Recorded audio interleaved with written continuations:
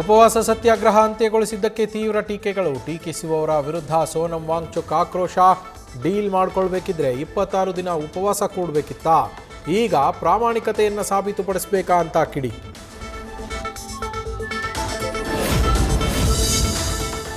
ಪರೀಕ್ಷಾ ವ್ಯವಸ್ಥೆ ಪಾರದರ್ಶಕವಾಗಿ ಮುಂದುವರಿಸಲು ಯುವ ಜನತೆ ಜೊತೆ ನಿರಂತರ ಸಂವಾದ ಅಗತ್ಯ. ನೀವು ಹಂಚಿಕೊಂಡಿರುವ ಸಲಹೆಗಳನ್ನು ಗಮನಿಸಿದ್ದೇನೆ. ಮತ್ತೊಂದು ವಿಡಿಯೋ ಮೂಲಕ ಯುವ ಜನತೆಗೆ ಪ್ರಧಾನಿ ಮೋದಿ ಕೃತಜ್ಞತೆ ಸಲ್ಲಿಕೆ. ದೆಹಲಿಯಲ್ಲಿ ಮುಂದುವರಿದ ಕಾಕ್ರೋಚ್ ಪಕ್ಷದ ಪ್ರತಿಭಟನೆ. ಧರ್ಮೇಂದ್ರ ಪ್ರಧಾನ್ ರಾಜೀನಾಮೆಗೆ ಇವತ್ತೇ ಡೆಡ್ಲೈನ್. 2 ಬೇಡಿಕೆಗಳಿಗೆ ಒಪ್ಪಿರೋ ಸರ್ಕಾರ. ಇವತ್ತು ಮಧ್ಯಾಹ್ನ 2 ಗಂಟೆಯ ಒಳಗೆ ಇದರ ಬಗ್ಗೆಯೂ ತೆಗೆದುಕೊಳ್ಳಬೇಕಿದೆ ನಿರ್ಧಾರ.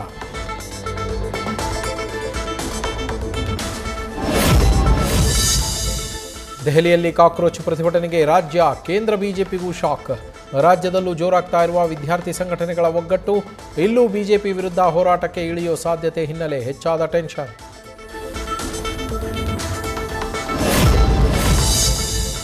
ಚಾಮುಂಡೇಶ್ವರಿ ತಾಯಿ ದರ್ಶನದ ಹೆಸರಿನಲ್ಲಿ 2,000 ರೂಪಾಯಿ ಲೂಟಿ. 20 ನಿಮಿಷದಲ್ಲಿ ದರ್ಶನ ಅಂತ 4-5 ಗಂಟೆ ಸಾಲಿನಲ್ಲಿ ನಿಲ್ಲಿಸೋದು ಯಾವ ವ್ಯವಸ್ಥೆ? ರಾಜ್ಯ ಸರ್ಕಾರದ ವಿರುದ್ಧ ವಿಪಕ್ಷ ನಾಯಕ ಆರ್ ಅಶೋಕ್ ವಾಗ್ದಾಳಿ. ರಾಜ್ಯದಲ್ಲಿ ಎಸ್ಐಆರ್ ನಡೆಸ್ತಾ ಇದ್ದ 2 ಬಿಎಲ್ಒಗಳ ಸಾವು. ಒಬ್ಬರು ಅಪಘಾತ, ಮತ್ತೊಬ್ಬರು ಹೃದಯಾಘಾತಕ್ಕೆ ಬಲಿ. ಕೆಲಸದ ಒತ್ತಡ ಕಡಿಮೆ ಮಾಡಿ ಅಂತ ಬಿಎಲ್ಒಗಳಿಂದ ಕಣ್ಣೀರು ಹಾಕಿ ಮನವಿ. ಬಿಪಿಎಲ್ ಆದಾಯದ ಮಿತಿ ಹೆಚ್ಚಿಸೋದಕ್ಕೆ ಸರ್ಕಾರ ತೀರ್ಮಾನ. 3 ಲಕ್ಷಕ್ಕೆ ಏರಿಕೆ ಮಾಡಬಹುದು ಅಂತ ಆಡಳಿತಾತ್ಮಕ ಸುಧಾರಣೆ ಆಯೋಗದಿಂದ ಶಿಫಾರಸು. ಆದಾಯದ ಮಿತಿ ಹೆಚ್ಚಳ ಕ್ರಮ ಜರುಗಿಸುವುದಾಗಿ ಆಹಾರ ಸಚಿವ ಕೆಎಚ್ ಮುನಿಯಪ್ಪ ಮಾಹಿತಿ. ರಾಜ್ಯದ ಹೊರಗುತ್ತಿಗೆ ಸಿಬ್ಬಂದಿಗೆ ಗುಡ್ ನ್ಯೂಸ್. ಕನಿಷ್ಠ ವೇತನ ನಿಗದಿಪಡಿಸಿ ಸರ್ಕಾರ ಮಹತ್ವದ ಆದೇಶ. ಹೊರಗುತ್ತಿಗೆ ಆಧಾರದ ಮೇಲೆ ಕಾರ್ಯನಿರ್ವಹಿಸ್ತಾ ಇರುವ ಸಿಬ್ಬಂದಿಗೆ ವೇತನ ಪರಿಷ್ಕರಣೆ.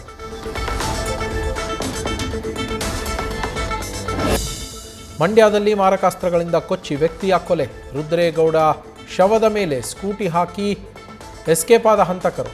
ಟ್ರಾನ್ಸ್ಫಾರ್ಮರ್ನಿಂದ ವಿದ್ಯುತ್ ತೆಗೆದುಕೊಳ್ಳುವ ವಿಚಾರಕ್ಕೆ ನಡೆದಿದ್ದ ಗಲಾಟೆಯೇ ಕೊಲೆಗೆ ಕಾರಣ ಎಂಬ ಶಂಕೆ.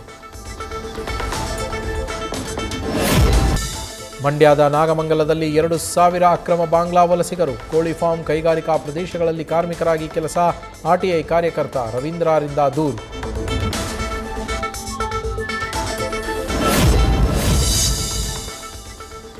ಪಶ್ಚಿಮ ಘಟ್ಟದಲ್ಲಿ ಮಳೆಯಿಂದ ಕೃಷ್ಣಾ ನದಿ ಒಳಹರಿವು ಹೆಚ್ಚಳ. ದೂದ್ಗಂಗಾ, ವೇದಗಂಗಾ ನದಿಗಳ ಒಳಹರಿವು ಕೂಡ ಏರಿಕೆ. ಚಿಕ್ಕೋಡಿ ಉಪವಿಭಾಗದಲ್ಲಿ 8 ಕೆಳ ಹಂತದ ಸೇತುವೆಗಳು ಜಲಾವೃತ.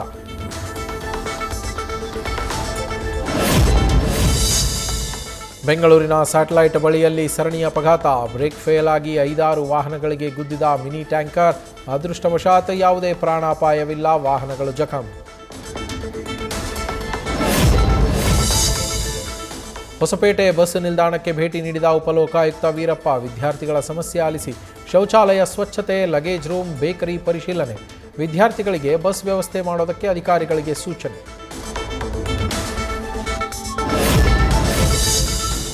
ಗುಜರಾತ್ನಲ್ಲಿ ಅಬ್ಬರಿಸಿ ಬೊಬ್ಬಿರಿತಾ ಇರೋ ವರುಣ.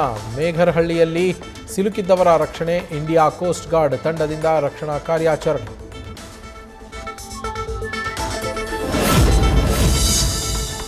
ಭಾರೀ ಮಳೆಗೆ ಹಿಮಾಚಲ ಪ್ರದೇಶದಲ್ಲಿ ಭೂಕುಸಿತ. ಏಕಾಏಕಿ ಚಂಬಾ ಜಿಲ್ಲೆಯ ಕಾದ್ಮುಖ್ನಲ್ಲಿ ಗುಡ್ಡ ಕುಸಿತ. ಕಲ್ಲುಗಳ ಜೊತೆ ಗುಡ್ಡ ಕುಸಿಯೋ ದೃಶ್ಯ ಮೊಬೈಲ್ನಲ್ಲಿ ಸೆರೆ.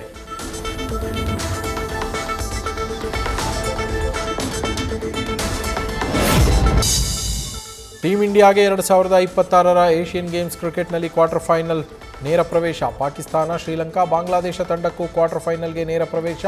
ಭಾರತದ ಮಹಿಳಾ ತಂಡಕ್ಕೂ ಕೂಡ ಡೈರೆಕ್ಟ್ ಕ್ವಾರ್ಟರ್ ಫೈನಲ್ಸ್ ಎಂಟ್ರಿ.